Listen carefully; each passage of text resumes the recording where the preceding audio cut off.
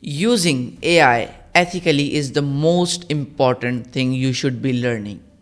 Okay, so let's just learn this. Using AI ethically and responsibly is one of the most key points you should be focusing on. Okay, because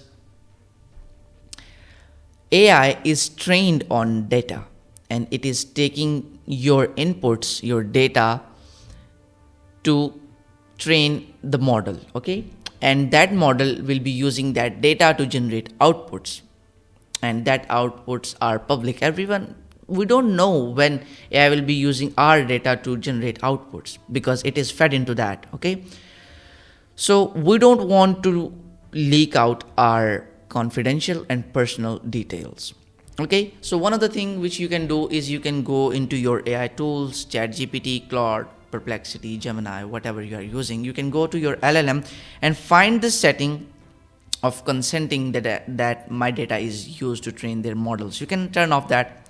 It is a simple way, just 1 minute solution to keep your data safe.